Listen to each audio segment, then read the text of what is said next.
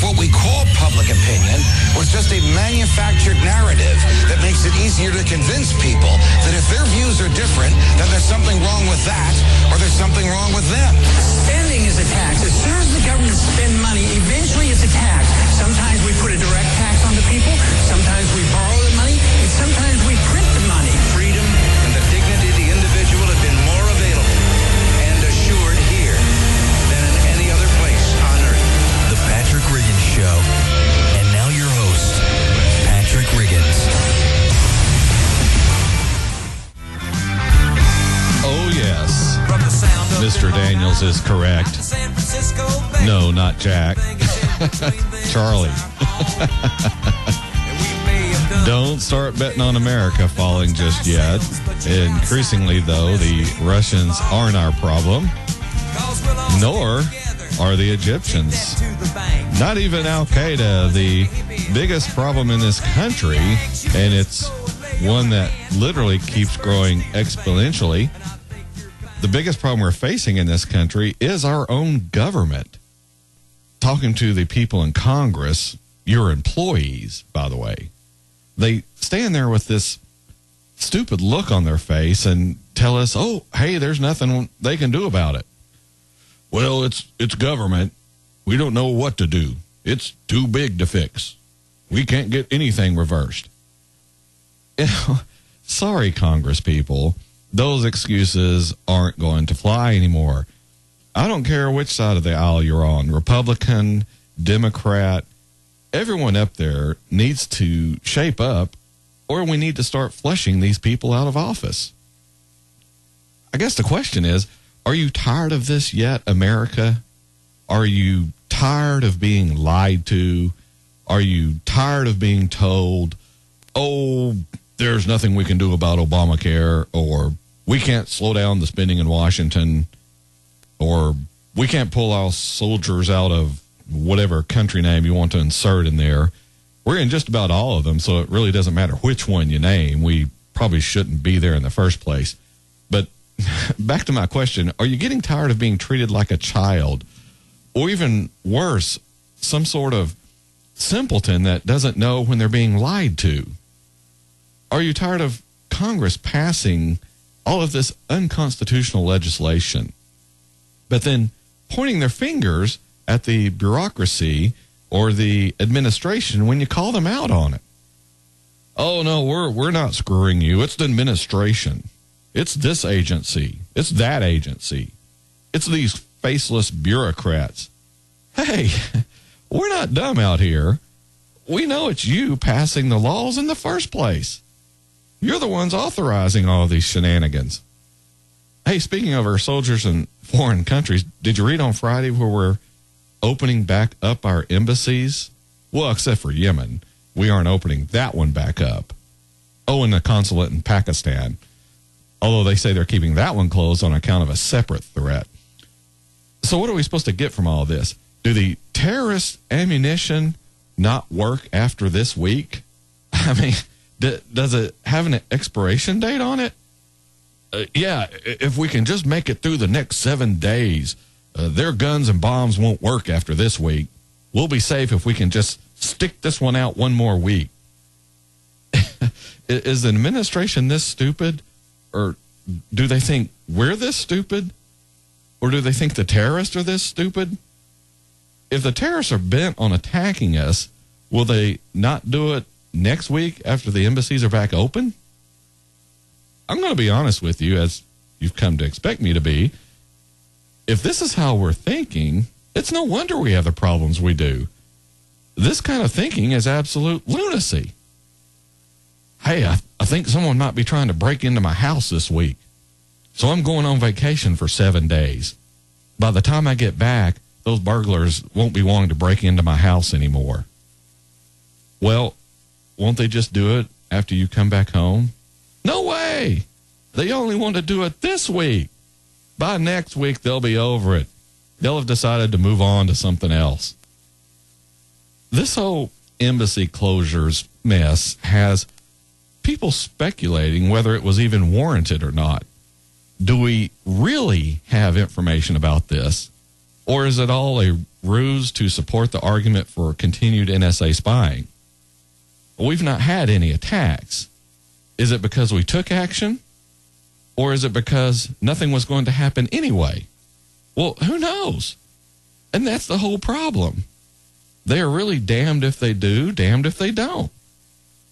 So we close embassies and nothing happens, or we leave them open and something happens. Either way, the government is going to get blamed. See, you closed the embassies and nothing ever came of it. You were just crying wolf. Or on the other side of the coin, see, you left the embassies open and we had a rocket attack or a bomb. Why didn't you close them?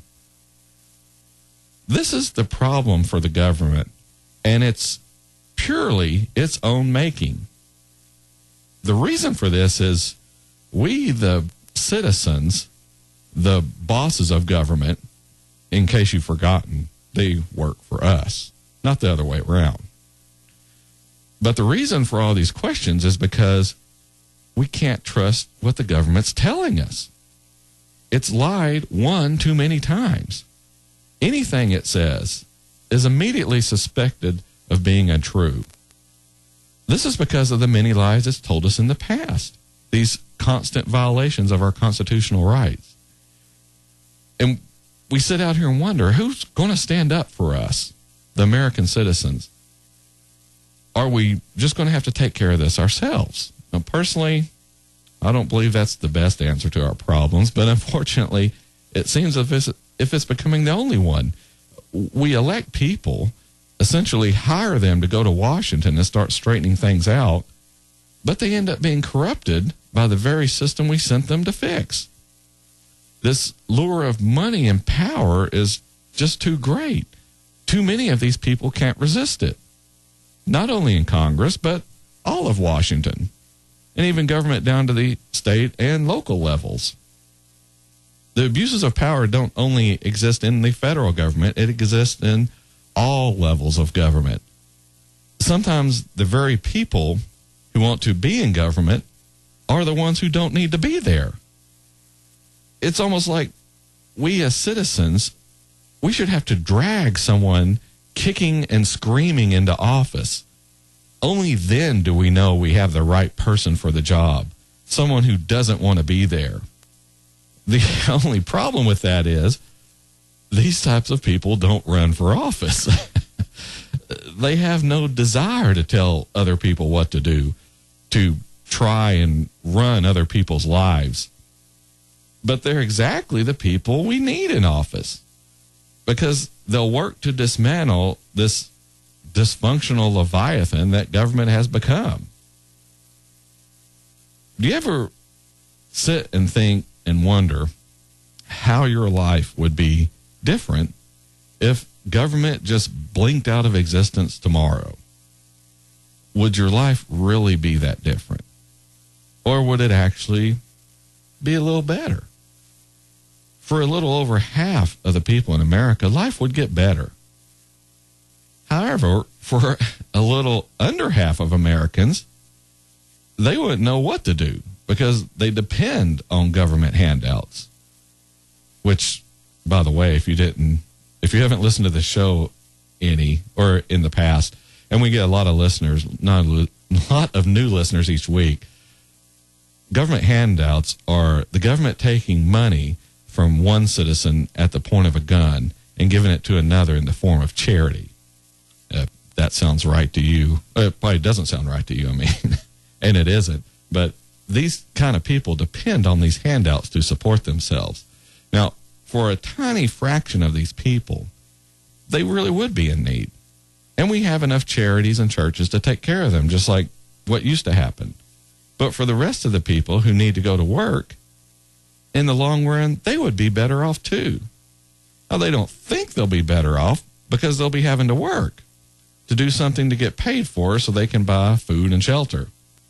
But in the long run, they'll have this higher self-esteem. They'll feel better about themselves, and they'll have a much better outlook on life. That's what you get when you're working and providing for yourself. All right, this week, we have a lot to get into. So we'll go on into this break and get these commercials run. When we come back, we'll talk about solving a lot of the violence we have occurring in America today. When we come back here on the Patrick Riggin Show on the Libertarian Lighthouse Radio Network and News Talk 98.7 WOKI.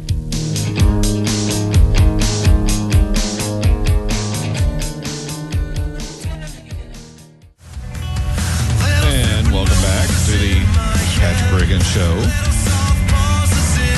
Throwing huge wrenches of individual liberty into the machine of the state, the steamroller of the government. We're here on the Libertarian Lighthouse Radio Network and locally on News Talk 98.7 WOKI. This segment, I'm making a radio host executive decision and holding that reducing violence segment I talked about on the end of the last segment. We'll go hold that until after the half-hour break because there's something I want to get into because it relates back to that first segment where we're talking about the embassies. And I was noting, too, that these embassies had to be reopened except for the one in Yemen. And the reason why is I ran across this story real quick from the news feed during the commercial break. It's entitled, 3 U.S. Drone Strikes Kill 12 Militants in Yemen. The U.S. has sharply escalated its drone war in Yemen, with military officials in the Arab country reporting 34 suspected Al-Qaeda militants killed in less than 2 weeks, including 3 strikes on Thursday alone in which a dozen died. Thursday's first reported drone attack hit a car carrying suspected militants and killed 6, a security official said. Badly burned bodies lay beside their vehicle, according to the official. 5 of the dead were Yemenis, while the 6th was believed to be of another Arab nationality, he said. Okay, so the bodies were badly burned, but I guess not burned so badly that this unnamed official can tell 5 were Yemenis and the 6th one was from another Arab nationality. Does this not sound a little too convenient to you? Maybe it's nothing. But trying to ID a body's nationality after being hit by a missile and being badly burned, personally, I would think that would be a little hard to do right off the bat. The story goes on, the second drone attack killed 3 alleged militants, the official said, and a third killed 3 more suspected militants. I noticed that they used the words alleged militants and suspected militants. The story doesn't seem to be building a whole lot of credibility with me, but again, then, like I said, maybe it's me.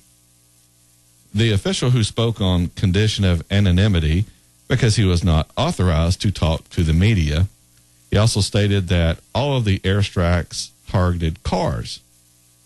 The drone strikes have become a near daily routine since they began July 27th.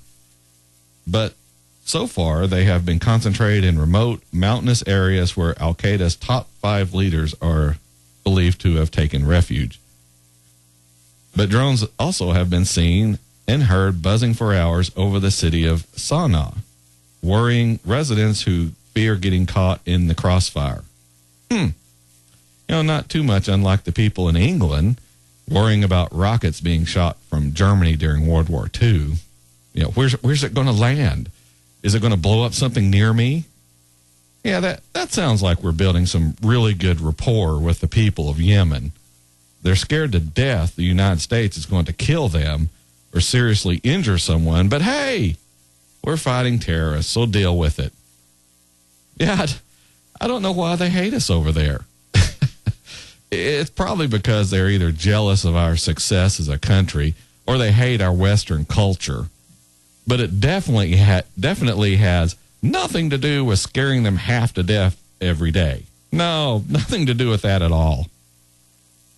The column continues, while the United States acknowledges its drone program in Yemen, it does not talk about individual strikes or release information on how many are carried out. The program is run by the Pentagon's Joint Special Operations Command and the CIA, with the military flying its drones out of Djibouti and the CIA out of a base in Saudi Arabia. Yeah, I remember reading all about the CIA and the Constitution. Maybe during this next break, I'll crack out my copy of it and find the part where the government is supposed to send a secret agency into another country to assassinate its people without a trial. Oh, that's right. That's right. Natural human rights don't apply to them. They're not Americans. They're some backward culture that doesn't count. I'm sorry. I forgot that when the Declaration of Independence said that all men are created equal, it didn't mean all humans. It meant all American humans. Gosh, I hope we're teaching our kids that in school, so they'll know the difference between those inferior non-human beings outside this country and the superior human beings who reside within our borders. Since July 27th, drone attacks have killed 34 suspected militants, according to an Associated Press count based on information provided by Yemeni security officials. Wow, there's that qualifier again, suspected militants. Good thing we don't give them the right to confront their accusers. I guess it really doesn't matter anyway now. They're dead. And oh yeah, they're not real people. They're over there in Yemen, where people aren't human and thus deserving of the rights all regular humans receive, like us Americans. The sudden drone barrage could further upset a population already angered by bombings that have killed civilians, said Gregory Johnson, author of The Last Refuge, Yemen, Al-Qaeda, and America's War in Arabia. It's a really rapid increase when there is a long time when there were no drone strikes for weeks, Johnson said in an interview with the AP. This has a lot of people in Yemen on edge. As I just said, these people are hearing these drones buzz around and are scared to death something is going to blow up right where they are. Johnson said the U.S. faces a major problem in Yemen when it comes to intelligence gathered on the ground.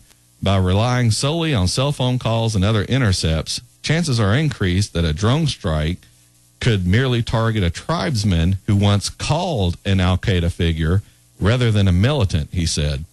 The U.S. is firing missiles into a country, if not blindly, maybe just one eye, he added. Oh, please, this guy doesn't know what he's talking about. We've been assured that cell phone calls and other intercepts are an excellent way to develop information on people. The NSA is doing it right now to us, the American citizen. Also, in Sana's cafes and on its public transportation, the drones were a popular topic of conversation, prompting fear and even some dark humor. One person says these aircraft are really scaring people here. As Muhammad al-Mahandis, he's a teacher. Another resident, Ahmed Sayed, suggested the Americans should target those who cause power outages in the city instead of Al-Qaeda. Speaking to AP over the phone, he shouted at a man crossing the street slowly, "Hurry up or the drone will hit you." Oh, isn't that nice? The people joke about drone strikes. So I guess it's all okay anyway. Boy, it sure is nice the Yemeni people have a good sense of humor about our government operating within their country and killing their people.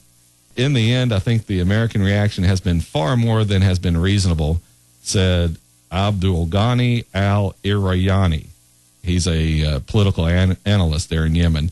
It comes off almost as a show of strength, but ultimately it may end up backfiring, as Al-Qaeda is getting more attention now than they would have if they had even carried out an attack. Yes, thank you. I think we should stick this guy in Congress. He seems to have more common sense than a lot of those that are up there now. Outrage over the strikes has spread to the Capitol, where the dismay over their frequency was heightened by their timing during the final days of Ramadan and the start of Eid al-Fitr holiday, one of the holiest and most festive times of the Islamic year. The anger built on tensions caused by 2 days of unprecedented flyovers of the capital by one or more manned American-made spy planes. Yemeni officials have tied the spate of strikes to a plot by Al-Qaeda in the Arabian Peninsula to seize major cities in the country's south. But many here view suggestions of such a plot with unvarnished skepticism, saying the group doesn't have the manpower to carry out such an ambitious operation. You know, it sounds like the Yemeni government has been taking acting lessons from Washington. Everyone being killed is a terrorist. Al-Qaeda is taking over the country. All of this is necessary to protect you.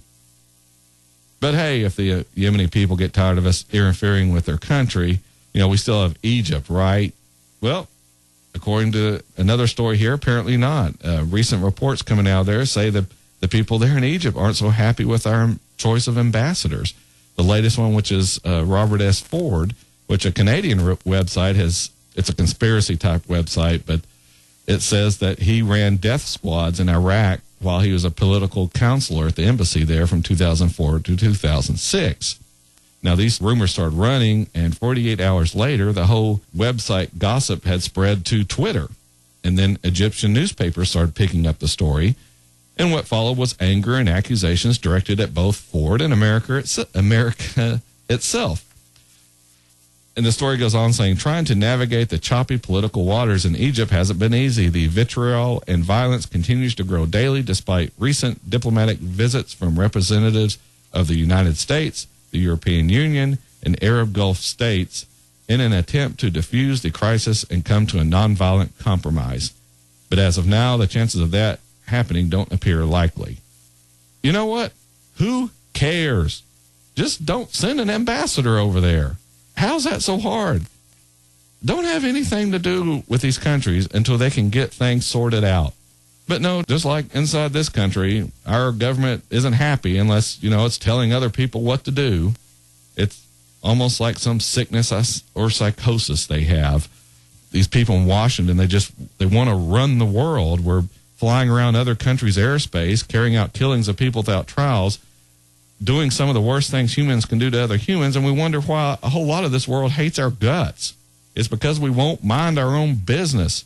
We preach this human dignity sermon, this respect for other humans, and then we don't carry it out.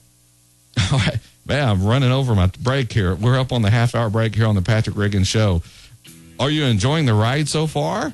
Of course you are, and we're only halfway through.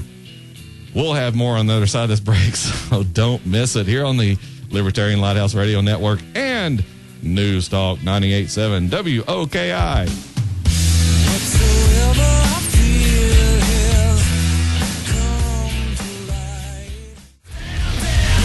Oh, yes. Pop Eagle there. Sometimes I feel like the last man standing. But I know I'm not. I can look at the growing radio audience of this show and know I'm not. We're back here for the second huge half hour of the Patrick Riggins Show here on the Libertarian Lighthouse Radio Network and News Talk 98.7 WOKI. Before we get into this little bit I had for this segment, I just want to finish up a thought real quick coming out of that last segment about respecting human rights around the world. The president just this week criticized Russia for coming down on gay people over there. But it seems when it comes to killing people without a trial, that's okay to do. But telling gay people they can't practice their lifestyle in Russia, well, now you've got the president's attention. I guess the difference is the Yemenis or whoever else were killing with drones, those people don't have a lobby in Washington, D.C. I guess they don't contribute to the Democrat campaign coffers. So you Yemenis and alleged and suspected, as they say, terrorists, your families and friends better start sending some money to Washington so the CIA will stop killing your friends and family. You better get some good lobbying representation, get Hollywood behind you. You do that, and maybe, just maybe, the president will start caring about you too. But anyway, switching gears a little bit, I want to bring the show focus back within our country. Here locally, we've been having some increased gang violence, which, interestingly enough, the police say it's not gang violence. But everyone is trying to find a way to end it, or at least reduce it. The great thing is the solution is easy, quick, and it works any place it's tried. It's legalized drugs. We learned during Prohibition that making alcohol illegal breeds crime and violence. It resulted in huge amounts of money being made by dealing in illegal liquor. So much so that gangs fought over who was going to supply and sell it. Well, surprise, we're seeing this very thing happen in this war on drugs. We have huge amounts of money being made in the drug distribution business, and with that, the resulting gang crime and violence.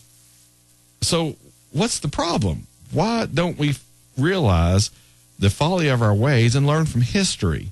Learn the lessons from Prohibition. Well, it's simple, and the reason is the same reason that's behind most motivations we have in life. Money. Good old money. Let's take a look at the players in this game and why they don't want drugs legalized. Well, number one, the most obvious is drug dealers.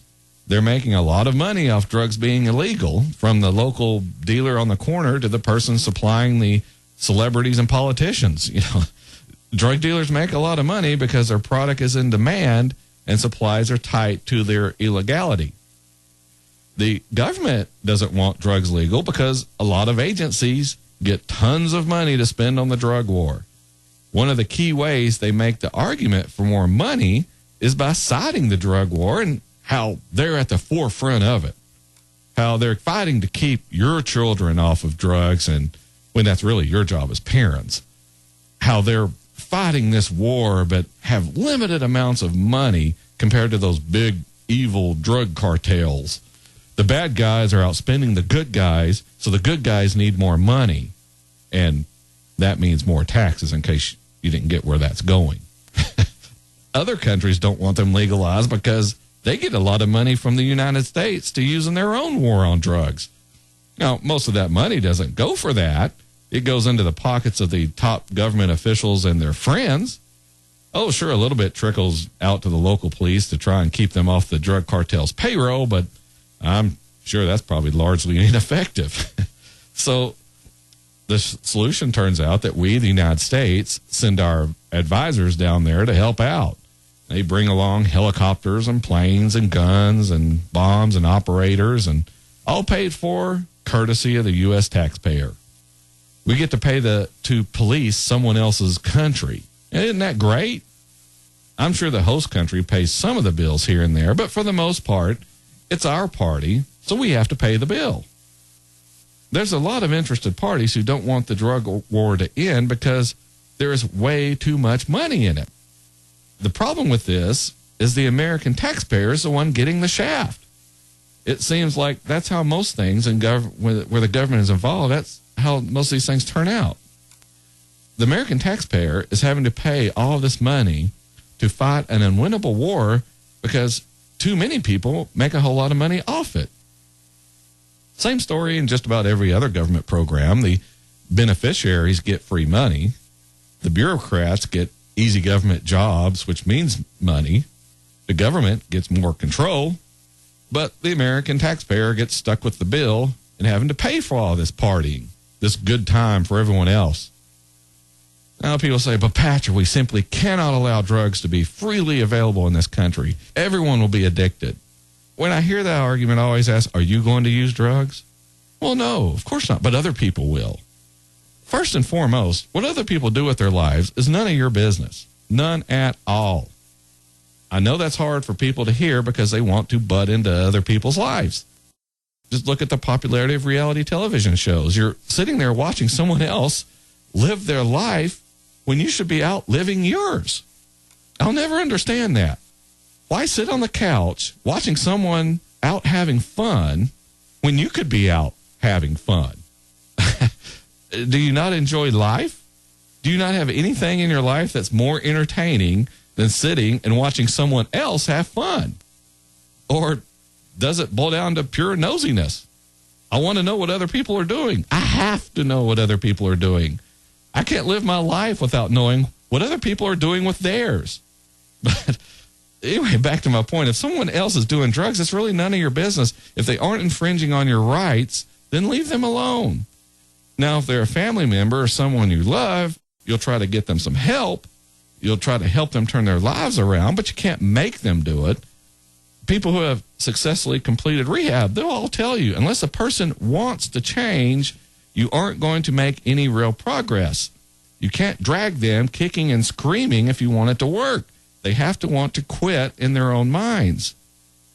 But Patrick, these drug-crazed people might try to rob or kill me to get money to support their habit. Well, that's true, but we have laws against theft, assault, and murder. And you're perfectly within your rights to defend your life and the life of those you care about. Besides these, there are drugs available practically everywhere you go, both inside and outside this country. Why aren't there massive lootings and robberies occurring all across America? Why is it most of the crime is in the bad neighborhoods, the poorer neighborhoods? They don't have tons of money, yet that's where the bulk of the crime's being committed. If drug users are so crazed, why aren't they robbing the people with money?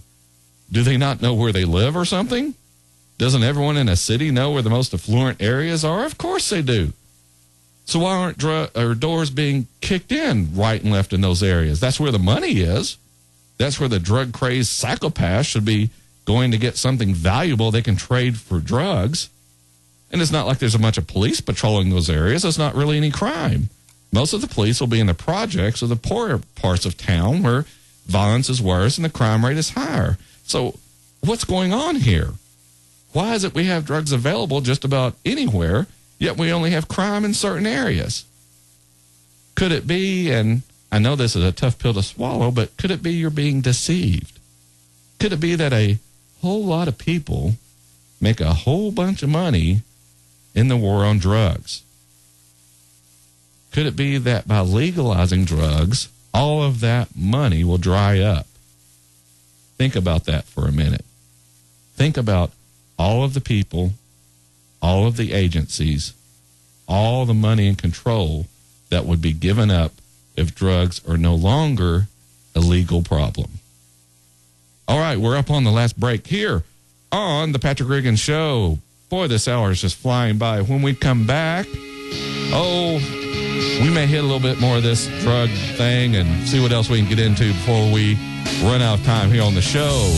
We'll be back in a couple of minutes.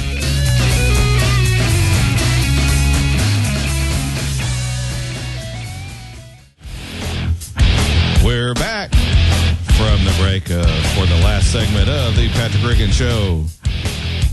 For those of you who remember Beavis and Butthead, they'd be going,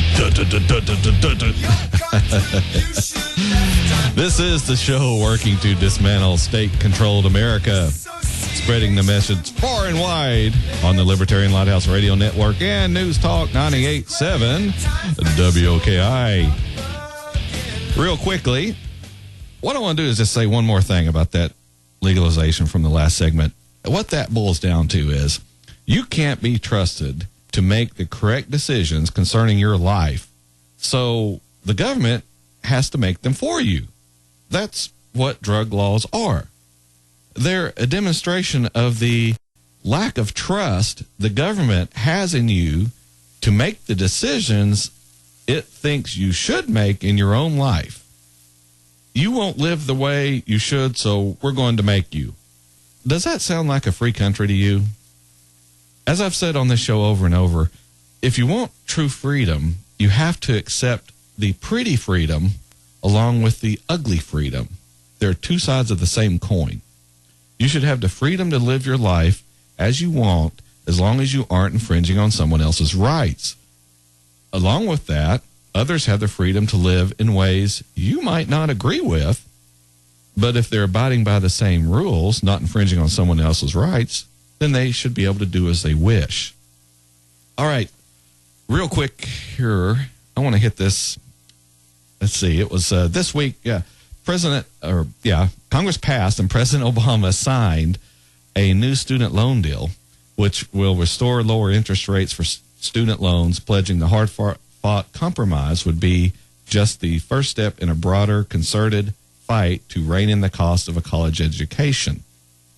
The column goes on to say, encircled by lawmakers from both parties in the Oval Office, Obama praised Democrats and Republicans alike for agreeing, finally, on what he called a sensible, reasonable approach to student loans, even as he cautioned that our job is not done. Isn't that just great? Lawmakers from both parties have agreed to confiscate money from the American taxpayer and give it to another citizen in the form of charity. In this case, those citizens are students attending college. I can't think of any better example to get these young, eager minds off to a good start here in this country other than looking to government to help pay their bills. And that's what's happening. For those of you receiving these lower interest student loans, an interest rate is just the price of money. And the government has said, if you take these student loans, you shouldn't have to pay the full cost. You should get a subsidy to help pay for that money. So all you students out there protesting against having the government sticking its nose into your business when it comes to drug legalization, just like we talked about, underage drinking laws, all of that, all of you complaining that you're having to support the elderly through subsidized medical care, how Social Security is going bankrupt before you get old enough to collect anything.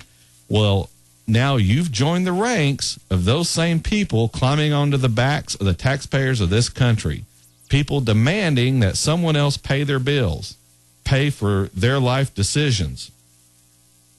The column goes on to say about 11 million students this year are expected to have lower interest rates, saving the average undergraduate $1,500 on interest charges on this year's loans.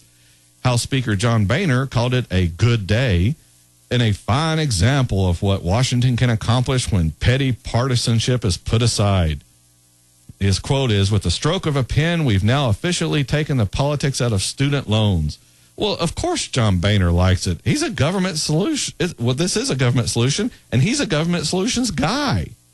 Oh, sure, he's a Republican, but that just means he likes the Republican government solution instead of the Democrat government solution.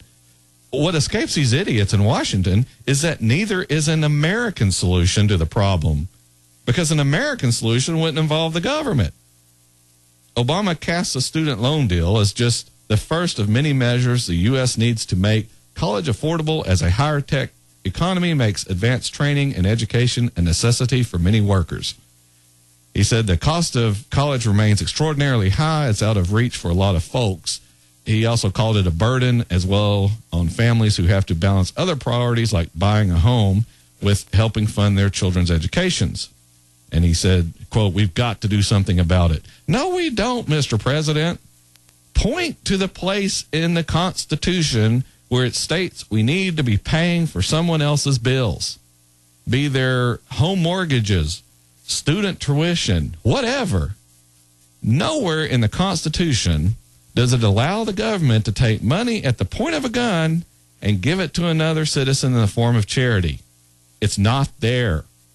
It is not up to me or any of my fellow citizens of this country to pay the way for someone else. Forcible charity isn't charity. It's theft. I've explained it on this show many times. Check our archives at youtube.com/Patrick Riggins Show. I've done quite a few segments explaining the difference between those two things and how it isn't right legally or morally. But don't worry, though, the fun's not over yet. White House officials said Obama plans to lay out a broad and aggressive strategy in the coming months to tackle the spiraling costs of a college education.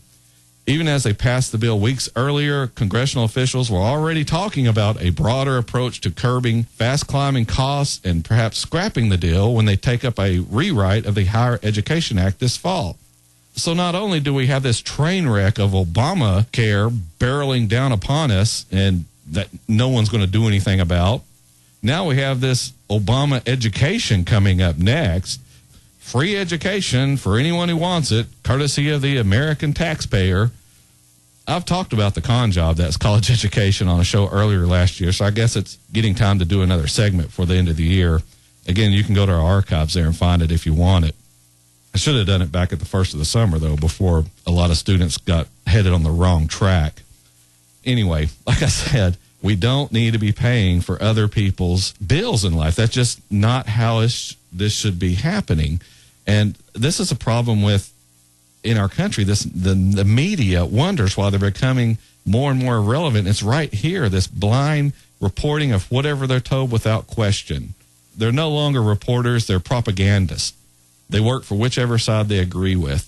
That's mostly the liberal side, but we have some conservative propagandists too. They're the ones telling you George Bush was doing a good thing when he passed the Patriot Act.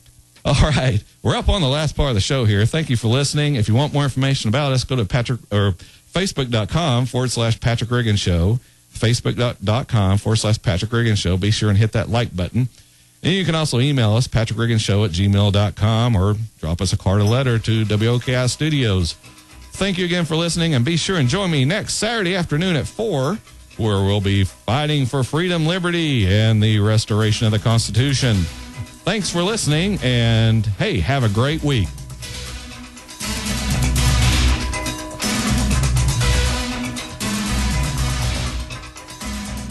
Join us again next week for a solid dose of truth on The Patrick Riggins Show.